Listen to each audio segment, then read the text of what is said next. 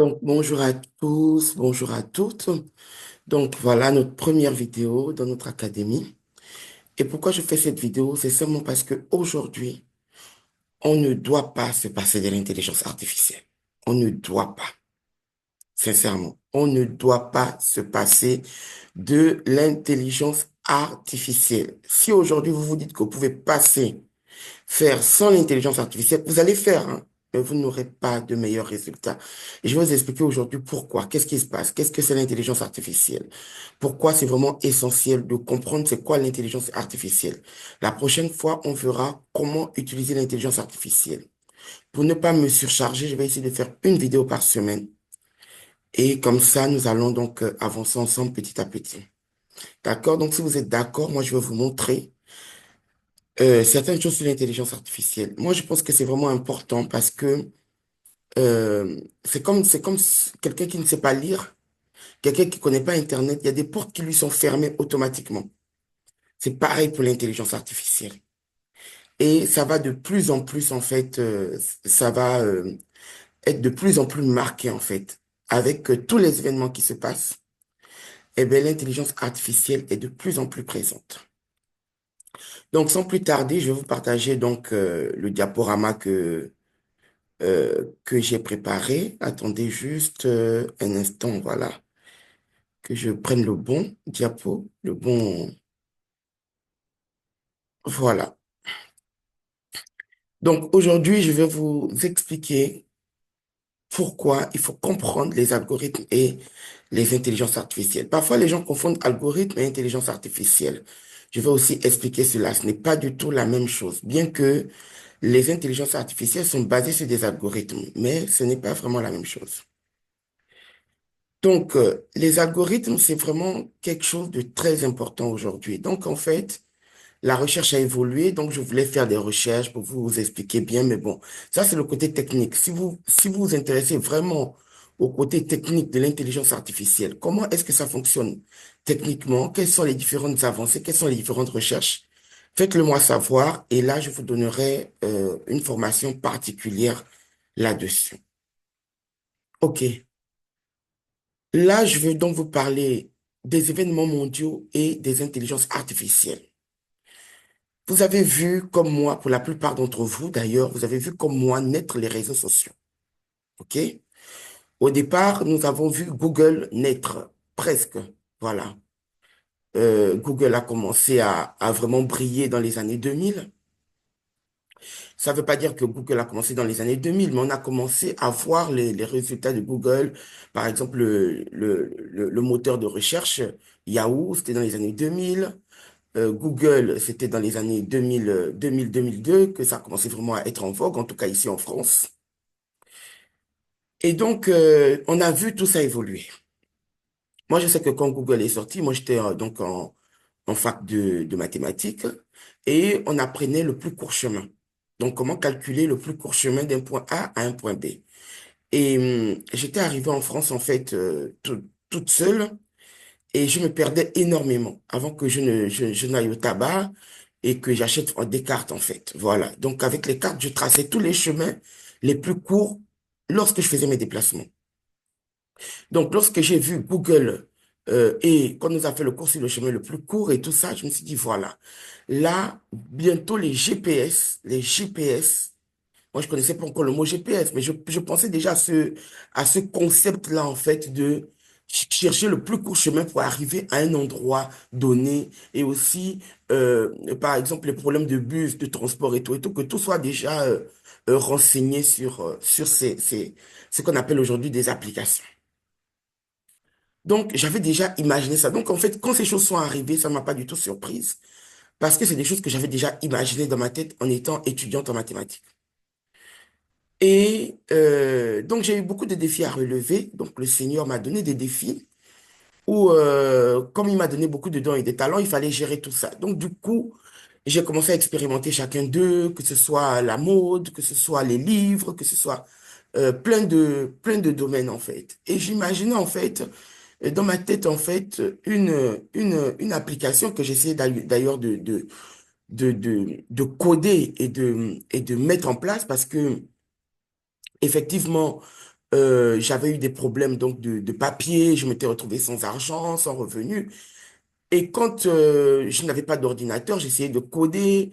Le logiciel qui me permettrait de coder dans le langage que je connaissais coûtait 7 000 € à l'époque. Et je savais vraiment pas comment m'en sortir. Mais sinon, dans mon esprit, j'avais déjà cette idée de ce qu'on appelle aujourd'hui l'intelligence artificielle. Donc, lorsque j'ai découvert ce que c'était juste là en 2023 parce que je ne m'intéressais pas du tout à ça. J'étais un peu coupé du monde scientifique. Et donc, j'ai fait une formation de data scientist. Voilà. C'est bon parce qu'au départ, je cherchais une formation pour mon époux. Et finalement, de fil en aiguille, pour l'emploi qui est maintenant France Travail m'a dit non, je ne peux pas chercher un emploi au nom de mon époux, une formation au nom de mon époux, mais de me rapprocher d'un conseil de formation pour voir ce qu'il était capable de faire. Donc, je suis allé vers ce conseil de formation et il m'a dit, Madame, je ne peux pas vous renseigner pour votre mari, vous, qu'est-ce que vous voulez faire et tout. Et je lui ai dit, moi, ce que j'aime faire, c'est des mathématiques. Il m'a dit, mais les mathématiques, c'est pas un métier, cherchez-moi un métier. Donc, au départ, je voulais faire mathématiques, donc appliquées aux sciences de l'eau. Excusez-moi, il y a ma fille qui vient de se réveiller. Donc, je vais d'abord mettre une pause pour m'occuper de ça en urgence, sinon ça va nous perturber. Donc, désolé, hein. Donc là, vous allez voir ma fille. Ouais, je suis seule avec elle en ce moment à la maison, donc je vais d'abord arrêter le partage et je vais recommencer le partage parce que là, ça ne s'affiche pas comme je veux de mon côté.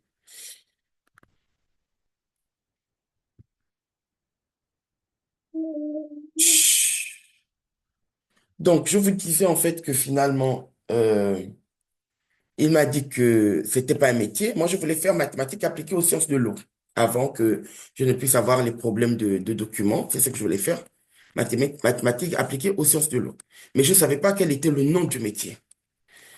Et là, en faisant mes recherches, je tombe sur ce métier de data scientist et je me dis, mais c'est juste pas possible, quoi, en fait. C'est juste pas possible parce que scientifique des données, c'est-à-dire celui qui étudie les données, ça va vraiment me permettre de faire tout ce que j'ai toujours voulu faire pour le Seigneur. Et vraiment, je me suis plongé dans ces études à fond.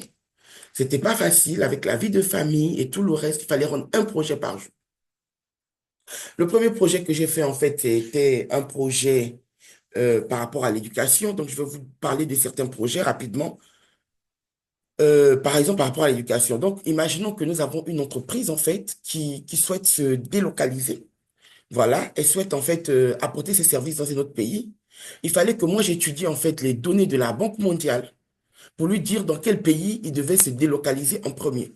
Donc, dans mes études, j'avais choisi 8 pays, dont l'Inde, dont je me rappelle, l'Inde, la Chine, le Mexique, le Nigeria et les autres, je ne me rappelle plus. Donc, j'avais sélectionné 8 pays et je devais en fait dire à l'entreprise, en fait, par rapport à l'intelligence artificielle, comment est-ce qu'il va adapter en fait sa culture en fait par rapport à chaque pays? Pourquoi est-ce que ça va être intéressant pour lui? Pourquoi est-ce qu'il va réussir dans ces 8 pays-là? Et j'ai classé en premier la Chine, l'Inde, le Nigeria, je pense que ça venait en troisième position, et puis le Mexique, un truc comme ça.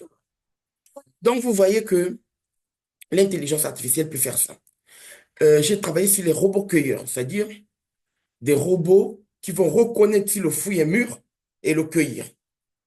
J'ai travaillé sur l'hypertension artérielle. J'ai travaillé sur la banque. Donc, comment est-ce que on va vous donner un score et de ce score-là, on vous donne un crédit ou pas. Et l'intelligence artificielle va afficher au niveau du conseiller les raisons pour lesquelles on ne vous l'a pas accordé le crédit ou les raisons pour lesquelles on vous l'a accordé. Et il pourra être capable d'expliquer ce qui se passe en arrière-plan. Donc, voilà un peu quelques projets sur lesquels j'ai travaillé pendant ma formation. Ça, c'est juste, j'en ai eu 8 en tout. 7 ou 8 projets sur lesquels j'ai travaillé pendant ma formation. 7 gros projets, en fait. OK. Maintenant, je suis donc à mon propre compte et j'ai commencé donc à travailler. Donc, j'avais des choses que je voulais lancer basées sur l'intelligence artificielle. Et à un moment donné, je me sentais plus très en sécurité, en fait. Et je savais pas comment faire certaines choses. Et donc, du coup, c'est pour cela que je vais vous montrer, en fait, comment est-ce que vous allez utiliser l'intelligence artificielle en toute sécurité. Voilà. Parce que là, j'ai commencé à vérifier tous les paramètres, toutes les politiques de confidentialité, ainsi de suite, ainsi de suite. Donc, je vais vous montrer comment est-ce que vous allez utiliser l'intelligence artificielle en toute sécurité. Donc, en fait, il y a des événements très importants qui ont un impact, en fait, majeur. Bon, Wikipédia dit, par exemple, que le mariage de Harry et Meghan a mobilisé 1,9 milliard de spectateurs. D'autres disent 2,5 milliards. Moi, j'ai entendu 2,5 milliards. La cérémonie des Jeux Olympiques a mobilisé 23 millions de spectateurs en France, rien qu'en France, 23 millions de spectateurs. OK? Quand vous regardez les gens comme Waka Waka de Shakira, qui sont passés en fait lors de la CAN en Afrique du Sud, ça recueille plus de 500 millions ou milliards de vues. Il faut aller vérifier, je ne sais plus. Donc voilà. Donc nous sommes vraiment dans comment dire, des chiffres astronomiques. Et qu'est-ce qui se passe par exemple? Quand un événement, par exemple, je vais d'abord revenir à ce que je disais précédemment. Comme je m'intéressais à la mode, je sais que beaucoup de chrétiens disaient que les gens qui font la mode, en fait, vont sous l'eau. Voilà, ils vont sous l'eau pour trouver leurs idées. Peut-être qu'ils le font, hein, moi, j'en sais rien. Ils vont sous l'eau pour trouver leurs idées. Et c'est vrai que moi, je trouvais ça vraiment étrange que, par exemple, ici en France, selon les saisons, ils vont tous produire à peu près la même couleur et tout. Et à un moment donné, j'avais vraiment cette impression en me disant, Seigneur, ben, en fait, eux, ils font la mode, mais en fait, ils sont tous dans les trucs un peu bizarres, sataniques, démoniaques et tout. Pourquoi tu veux m'envoyer dans ce milieu, en fait? Donc, c'était vraiment difficile pour moi d'être à l'aise avec la notion de faire des vêtements, de faire de la mode et tout, parce qu'il y avait cette notion derrière. Donc, il a fallu vraiment beaucoup de temps, parce que le Seigneur a commencé à me parler de la mode en 2004. Il m'a pas parlé directement, c'était des rêves que je faisais en fait sur des défilés de mode. Toutes les nuits, je voyais des défilés de mode, des défilés de mode, des défilés de mode. Pendant 2 ans, j'ai vu ça en fait. Donc, je me demandais comment j'allais y arriver. Donc, ça a été un long chemin, parce que déjà, c'était difficile pour moi d'accepter d'être dans le milieu de la mode. Voilà, de faire des vêtements pour pouvoir les vendre et tout, parce que je me disais, bon, ces gens-là, ils vont dans l'eau, et finalement, Dieu me fait comprendre que ben, on porte les vêtements de ces gens, on les met, on les sanctifie. Donc ça a été vraiment tout un parcours, en fait, pour que j'arrive à faire mon premier défilé de mode. Mais quand j'ai fait mon premier défilé de mode, j'avais déjà compris quelque chose. J'ai compris, en fait, que en faisant mes recherches et tout, donc j'ai fait beaucoup de recherches sur le milieu de la mode, je suis tombé sur des cahiers qui coûtaient 10 000 euros, 20 000 euros. Et en fait, j'ai compris que, en fait, il y en a peut-être qui font des sciences occultes, hein, et ça n'appartient qu'à eux. Mais ces gens, ces grands créateurs, on sait qu'on appelle des cahiers, en fait, je ne sais plus comment on les appelle. Et en fait, il y a toutes les tendances.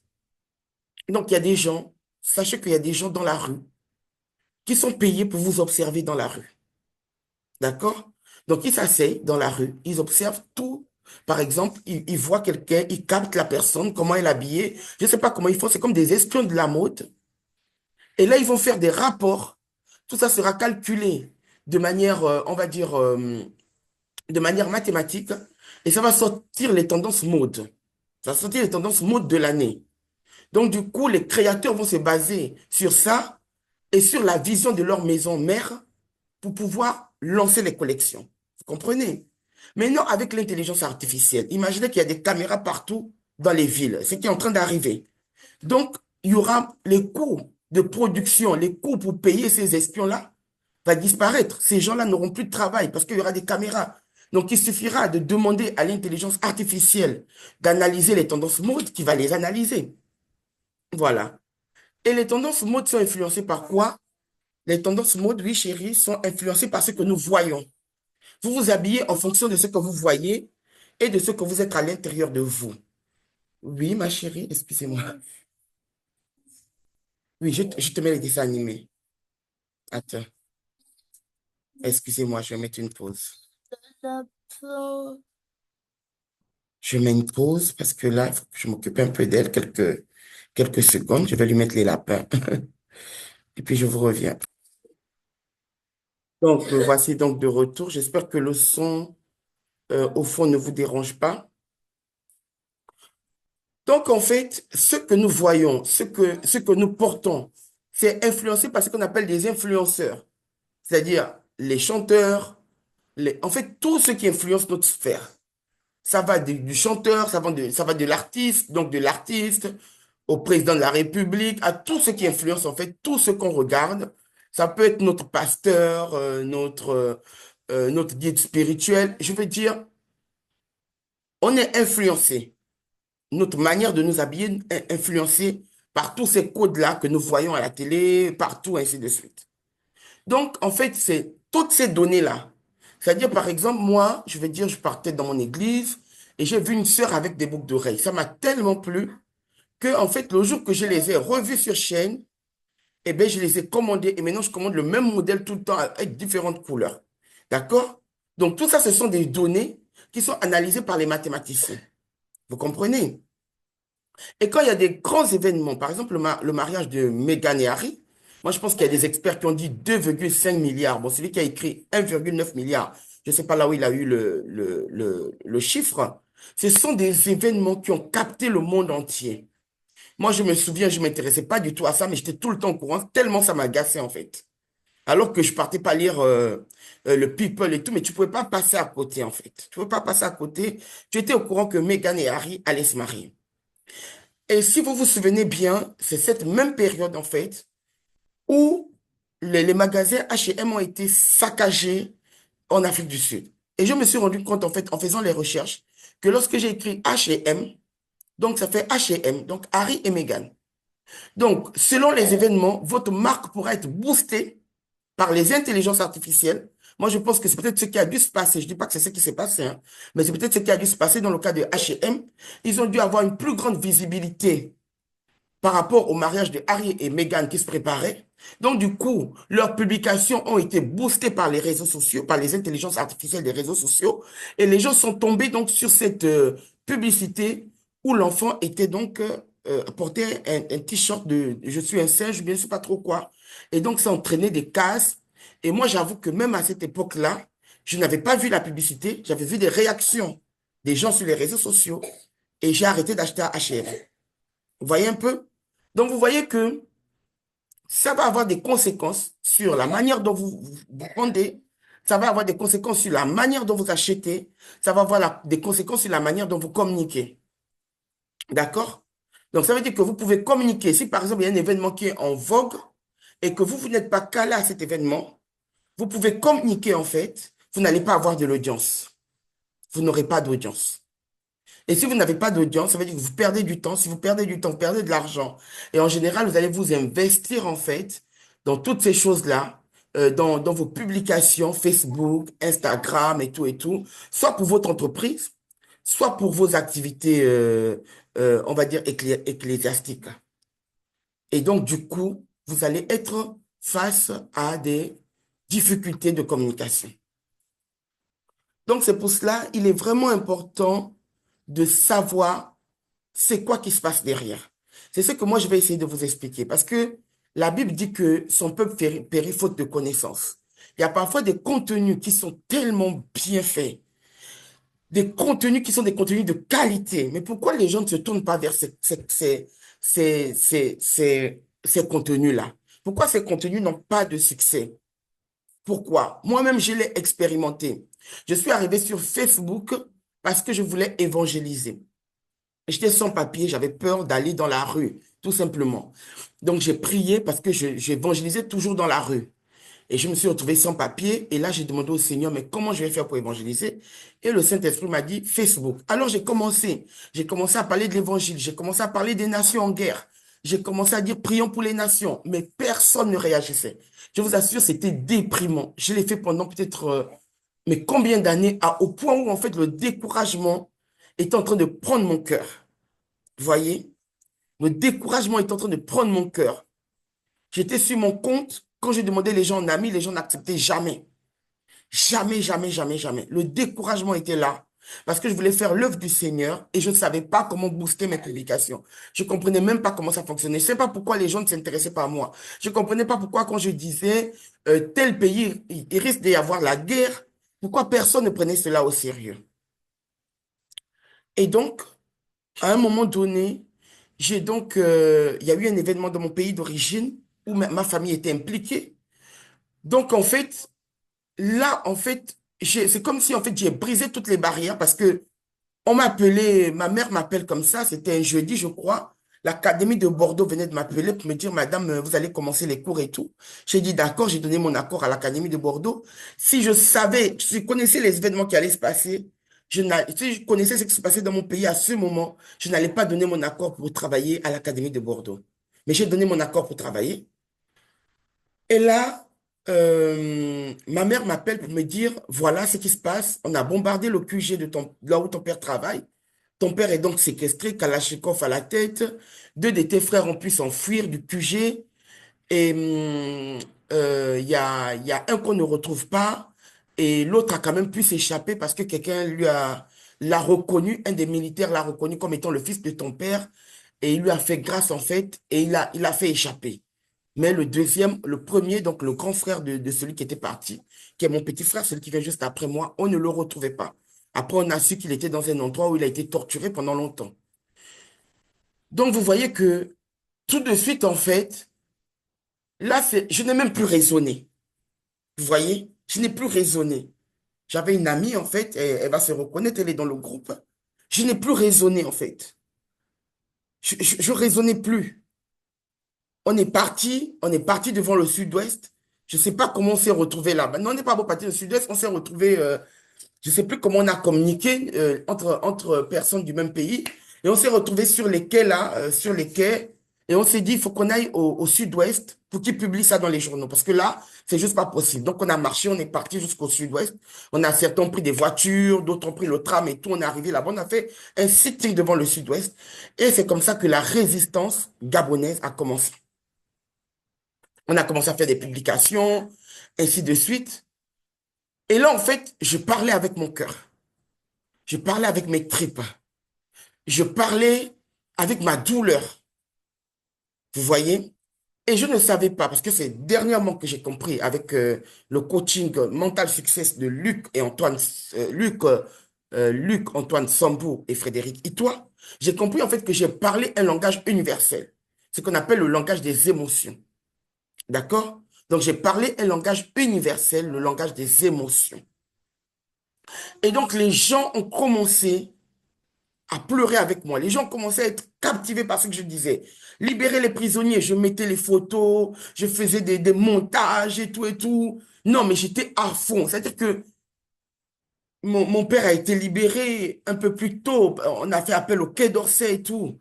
Et il y avait d'autres qui étaient retenus. Donc, il fallait lutter pour les autres et tout et tout. Et après, il fallait lutter pour la justice, pour ceux qui étaient morts. Il y avait eu environ 3000 morts. Oui, non, 1000 morts plutôt, je pense. 3000 personnes qui avaient été impactées par cette situation. Donc, je pense que ça faisait 4000 personnes en tout. Dans un pays où il n'y a pas beaucoup d'habitants, c'est énorme.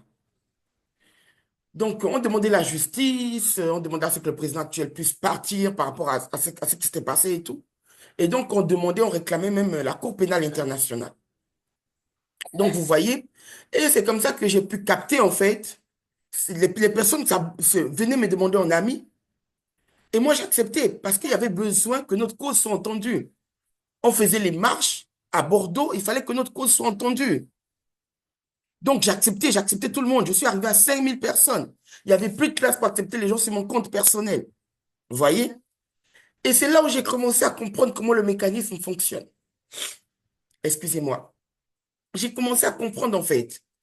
La Bible dit pleurer avec ceux qui pleurent et réjouissez-vous avec ceux qui se réjouissent. C'est vraiment fondamental en fait sur les réseaux sociaux. Voilà. Vous pleurez. Un jour, j'ai donné cette astuce à quelqu'un et la personne me dit, mais c'est de l'hypocrisie. Non, c'est pas de l'hypocrisie. J'étais vraiment dans la peine. En plus, ma famille était concernée. Mon père a dû se cacher pendant 6 mois. Il fallait financer les lieux là où il se cachait pendant 6 mois. Donc, j'ai été impacté financièrement. Comment vais-je dire? Il y a eu des répercussions. Donc, vous voyez que lorsque vous allez parler déjà avec votre cœur, vous allez parler le langage des émotions. Et c'est très important. Des fois, on part sur les réseaux sociaux et on va parler parce qu'on a peur. D'accord? On a peur de se livrer. on a peur de montrer qui on est, mais en fait, on ne touche personne. Et je vais vous expliquer pourquoi. OK. Parce que derrière, en fait, c'est de l'informatique, tout bête. Il n'y a personne qui est derrière. C'est-à-dire que du moment où Mark Zuckerberg et son équipe, ils ont déjà fait la programmation, ils sont plus derrière, hein, ils sont en train de vivre leur vie. Les ingénieurs qui travaillent, ils vont faire la maintenance. Ils vont améliorer. Mais c'est pas une personne qui analyse votre contenu, ce sont des machines. D'accord? Ce sont des machines Oui, chérie. Oui, chérie. Tu veux de l'eau? Excusez-moi, je vais mettre une pause pour lui donner de l'eau. Là, souvent, j'ai du mal à faire la pause. Ah, c'est bon. OK, j'arrive.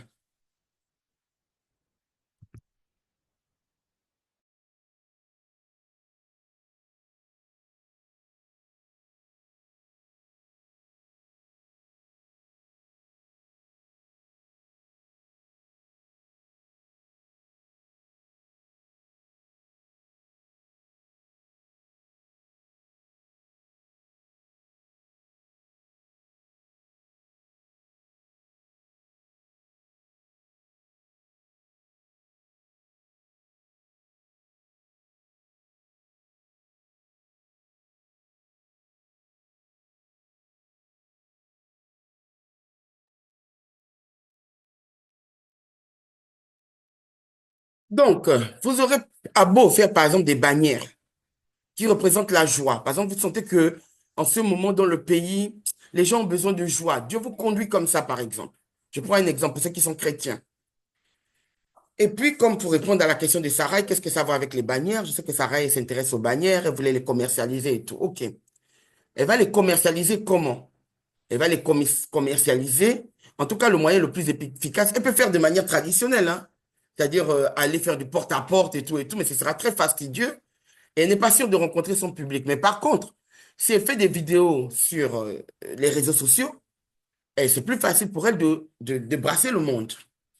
Maintenant, elle ressent par exemple qu'il y a besoin, par exemple par rapport à la guerre en Ukraine, il y a besoin de proclamer la joie parce que peut-être le crash financier a fait que les gens n'ont pas la joie. Donc, elle fait une bannière jaune. Elle fait des bannières jaunes et commence à danser avec. Et elle parle, oui, achetez mes bannières, elle fait un petit discours comme ça. Personne ne va acheter. Sa publication ne va même pas monter. Elle va pas monter. Parce qu'en fait, il n'y a aucune émotion. Pourquoi? Parce que les intelligences artificielles derrière, qui sont en train de programmer, tout n'est pas encore prêt, hein, calculent maintenant les émotions des gens. Donc, il va connecter, quelqu'un est triste, il va connecter avec la personne qui donne la joie. Quelqu'un veut se suicider, il va connecter avec la personne qui va l'aider à enlever ce manteau de tristesse, en fait. D'accord? Donc, je vais vous expliquer comment ça fonctionne. Donc, déjà, un algorithme. Ne confondez pas algorithme et intelligence artificielle. L'algorithme, c'est vrai que dans l'intelligence artificielle, il y a de l'algorithme, il y a des algorithmes, en fait. Ce sont des algorithmes. Mais ce sont des algorithmes encore poussés, améliorés, en fait. Puissants. Ce sont des algorithmes qui mélangent les mathématiques, les statistiques, différentes sciences. OK. Donc, qu'est-ce que c'est l'algorithme? L'algorithme, c'est juste une suite d'instructions. C'est-à-dire que, par exemple, je vais dire à ma machine, lorsque quelqu'un va dire hello, tu lui réponds, hello, quel est ton prénom? Voilà. Et la personne va dire son prénom, par exemple. Bon, je prends l'exemple de Charles, par exemple, parce qu'il a posé une question. Charles, voilà. Donc, et puis la machine renvoie, bonjour Charles, que veux-tu que je fasse pour toi aujourd'hui? Point d'interrogation. Ça, c'est un algorithme. Voilà. Ça, c'est un algorithme. OK? Donc, c'est une suite d'instructions. Donc, ça permet en fait de faire rentrer des instructions dans la machine. Sachez que votre ordinateur ne comprend qu'un seul langage ouvert-fermé. Ça veut dire un zéro, ça veut dire l'électricité passe ou l'électricité ne passe pas. C'est tout. Donc, votre machine, elle ne comprend que ça. C'est bête et méchant. D'accord? Maintenant, par exemple, l'algorithme de Facebook va déterminer en fait l'ordre dans lequel il va mettre vos différents posts. C'est pour cela, parfois, vous avez des amis, vous ne voyez pas leurs publications. Moi, je me suis rendu compte à un moment donné, j'ai des amis proches, je ne voyais pas leurs publications sur Facebook. Il faut que j'aille faire la recherche. de manière intentionnelle pour pouvoir suivre ces personnes. Mais Facebook ne m'a presque jamais proposé ces personnes-là. Donc, c'est quand moi-même, je me rends compte de ça, j'ai envie de soutenir mes amis. Par exemple, j'ai une amie qui fait des gâteaux. Je ne vois pas ses publications. Il faut que j'aille chercher. Il faut que je fasse des recherches à chaque fois pour voir ce qu'elle a publié. Et pareil pour une autre qui veut écrire des livres. Il faut que j'aille voir ce qu'elle publie. Je vérifie ce qu'elle publie pour pouvoir mettre des likes, des j'aime, pour pouvoir la soutenir. Mais l'algorithme de Facebook ne me les propose pas automatiquement. Mais non, si je vais souvent sur leur page et que souvent je vais liker, commenter, la Facebook va comprendre que l'algorithme derrière va comprendre qu'on a une connexion. Mais ce n'est pas l'algorithme qui comprend en tant que tel, c'est l'intelligence artificielle derrière qui analyse qu'en fait j'ai une connexion avec cette personne. Je l'ai mis dans mon groupe amis proches. Donc, il sait que ça, c'est un ami proche, ça, c'est un ami intime, il sait que ça, c'est la famille, il sait que ceci, il sait que cela. Donc, selon mon humeur du moment, quand je vais rentrer, je vais par exemple mettre, je me sens triste, je me sens, vous savez, ces petits trucs-là sur Facebook, là, par exemple, sur Facebook, je me sens ceci, je me sens cela. Il va me proposer, en fait, des choses qui vont avec, par exemple, il va plus me proposer des publications de ma famille. Si je dis rien, en fait, il va analyser mon comportement, puisqu'il y a déjà beaucoup de données. Donc, il analyse. D'accord? Ça, c'est maintenant l'intelligence artificielle. Donc, l'intelligence artificielle, excusez-moi, je vais juste voir voilà, ce qu'il y a après ça. L'intelligence artificielle, en fait, c'est ce qui analyse les données. Ça veut dire quoi? L'intelligence artificielle, qu'est-ce que c'est l'intelligence artificielle? L'intelligence artificielle, ce sont des procédures pour analyser les données. Ça veut dire que toutes les données qui sont sur Internet, photos, vidéos, euh, photos, vidéos, textes, tout ça, c'est analysé en fait. Donc, c'est mis dans des gros tableaux. On va dire que ce sont des grands tableaux, OK? Des espèces de grands tableaux. Et, excusez-moi, voilà, donc la petite, elle veut s'amuser. Chut, je travaille, je travaille. Sinon, j'éteins la télé. D'accord? Tu veux que j'éteigne? Allez, va regarder, s'il te plaît, maman travaille. Maman est en train d'expliquer quelque chose de très important. Allez, vas-y. Oui. Allez, tu viens là et tu restes là. Voilà. Donc c'est des espèces de grands tableaux. C'est pas des tableaux, hein. On appelle ça des data frames. Et il y a même encore d'autres, en fait, dont le nom m'échappe. Ce sont des packages, en fait, qui sont même encore plus forts que les data frames. C'est-à-dire que ça, par exemple, ça va enregistrer en temps réel. C'est-à-dire, par exemple, quand l'avion vole, ça enregistre tout ce qui est dans l'avion, les données des clients, tout, en temps réel. Donc, en fait, il faut des super tableaux. Moi, j'appelle ça des super tableaux pour enregistrer ces informations-là. Parce que lorsque vous avez un tableau, par exemple, pour ceux qui ont fait Excel ou bien pour ceux qui dessinent un tableau, tu dessines un tableau, par exemple, à la main, tu mets des chiffres, des lettres, ainsi de suite. Mais là, il faut des tableaux qui vont enregistrer des vidéos, qui vont enregistrer euh, en fait, tout ce que l'être humain peut donner comme données. Le rythme cardiaque, le nombre de pas, peut-être même la vision, vous voyez. Donc, en fait, ça enregistre tout ça. Les couleurs, quand vous faites des photos, ça calcule en fait la couleur que vous avez mise, ainsi de suite. Donc, ce sont des super tableaux. Maintenant, dans ces super tableaux-là, il y a deux manières en fait de traiter en fait l'information que l'ordinateur maintenant, les mathématiciens derrière, parce que ce sont les mathématiciens qui font ce travail-là, les data scientists sont d'abord des mathématiciens, d'accord? C'est pour cela, avant de faire une formation des data scientists, on va vous demander votre niveau en mathématiques, que vous ayez au moins une licence en mathématiques, voilà. Et donc, les data scientists, qu'est-ce qu'ils vont faire? Ils vont analyser ces données, d'accord? Ils vont les traiter, ils vont les nettoyer, et ils vont écrire des modèles mathématiques en fonction de ce que l'entreprise attend. Donc, en fonction de ce que vous vous attendez, par exemple, vous voulez parler de Dieu, ou bien vous voulez faire la promotion de vos produits, vous demandez en fait à moi, disons que c'est moi la data scientist, voilà moi mon objectif. Mon objectif, c'est de booster, mais mon objectif, c'est de faire ci, de faire ça. Et moi, je vais prendre toutes vos données, je vais les analyser, je vais les traiter, et je vais vous donner une angle d'attaque. Je vais vous dire, voilà comment vous allez attaquer le marché. C'est ça exactement que fait l'intelligence artificielle, en fait. Donc, l'intelligence artificielle va dire, par exemple, Facebook dit, bon, moi, je veux retenir le maximum les gens sur ma plateforme. Comment je fais? Il faut leur donner du contenu qui les intéresse en fonction de leur humeur, en fonction de ce qu'ils regardent, en fonction de ce qu'ils aiment. Donc, quand vous mettez un j'aime à une publication, vous envoyez une information à l'intelligence artificielle de Facebook. Quand vous mettez un cœur, vous donnez encore une autre information à l'intelligence artificielle de Facebook. Vous comprenez?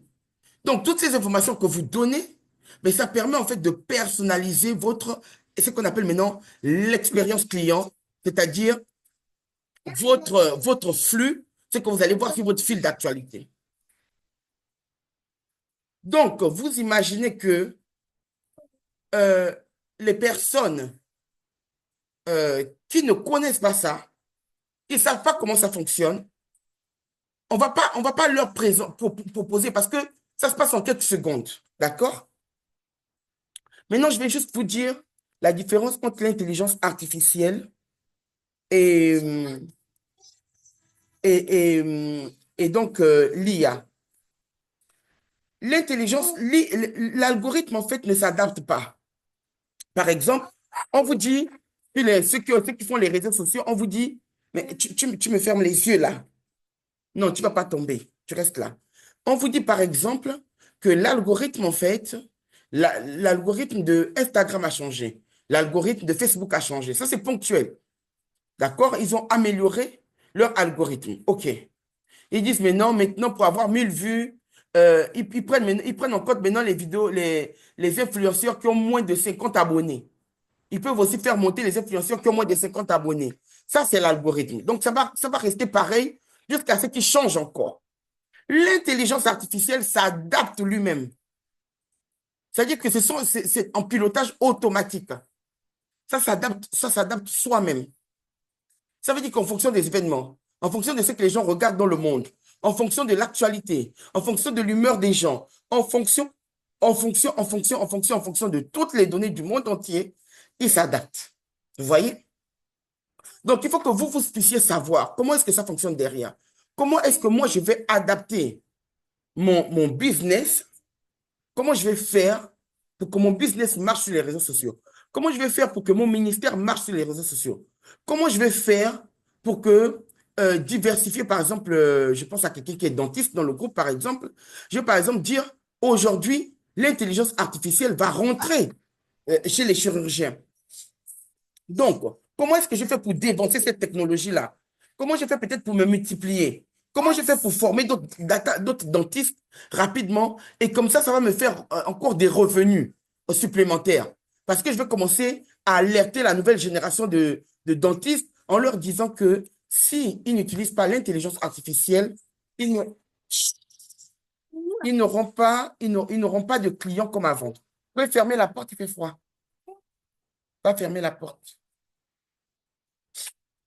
Donc voilà, donc je peux par exemple, pour quelqu'un qui est dentiste, je peux par exemple aujourd'hui commencer des vidéos YouTube pour dire aux futurs dentistes, ça va vraiment les intéresser, quelles sont les différentes intelligences artificielles qu'on va utiliser dans le milieu, par exemple, dentaire.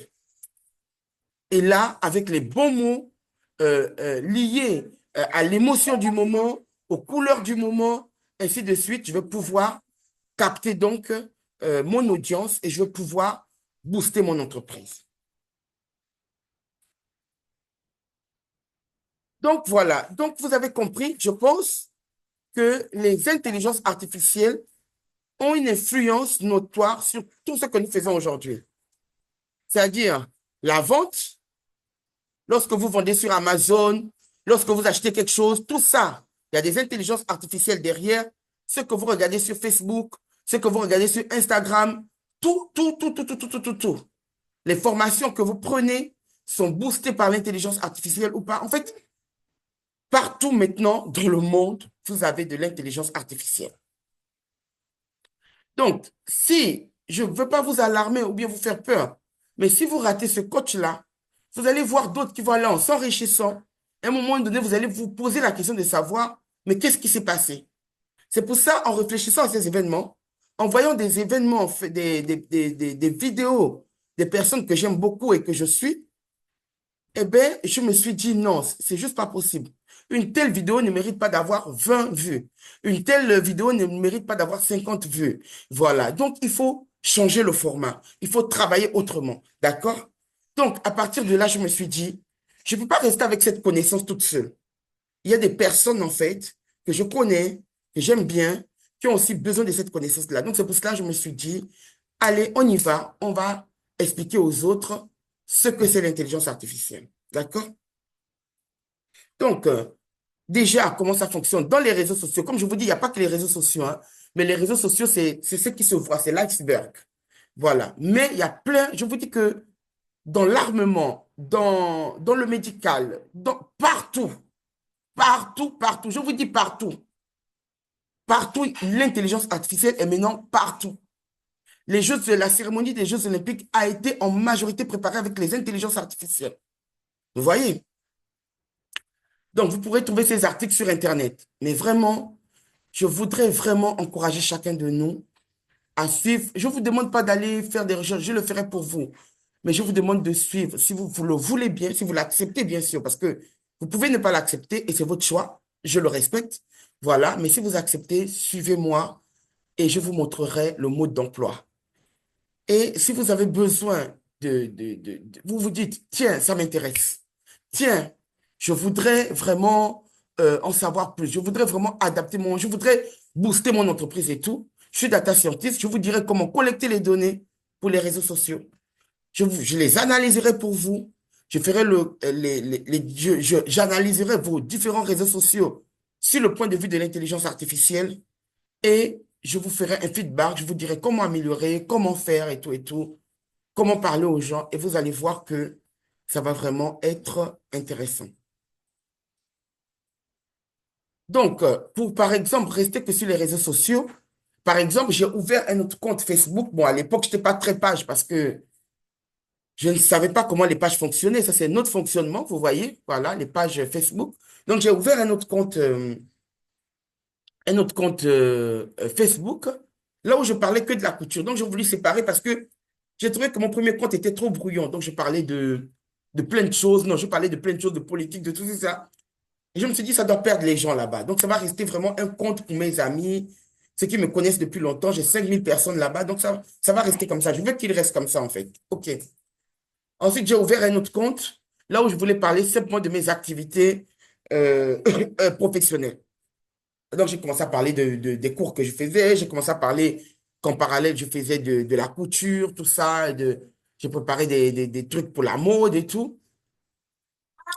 Et en moins de, je sais même pas, un mois, c'était même pas un mois, je ne demandais même pas les gens en ami. Hein. 7000 personnes m'ont demandé en ami. 5000 personnes. Et là, j'ai commencé à vouloir lancer ma page pour augmenter le flux. Mais malheureusement, j'ai eu un problème avec ma machine à coudre. Donc, ça s'est un peu arrêté. Ça s'est ah, estompé. Voilà.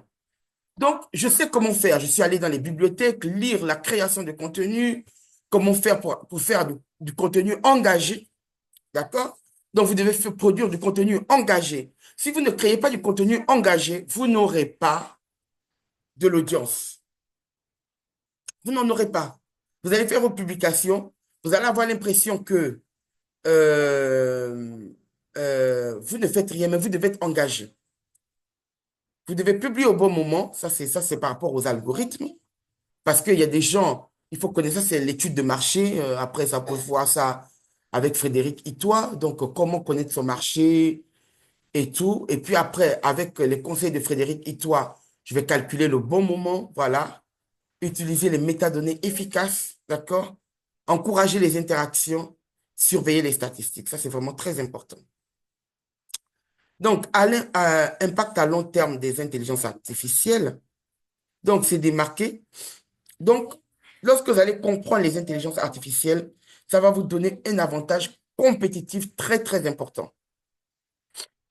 Donc, les intelligences artificielles, en ce moment, vont vraiment très, très vite, très, très vite, très, très vite. Donc, je vous dis qu'en ce moment, on est en train de programmer les intelligences artificielles qui vont se performer à reconnaître les émotions et les pensées des gens. Donc, vous voyez déjà le niveau auquel on est. Donc, lorsque vous renseignez vos informations sur Internet, on peut savoir quelles sont vos pensées. Voilà. Moi, j'ai travaillé sur Twitter. Donc, on devait classer les émotions sur Twitter. Voilà. En fonction des commentaires, de comment les gens réagissent, on classe les différentes émotions.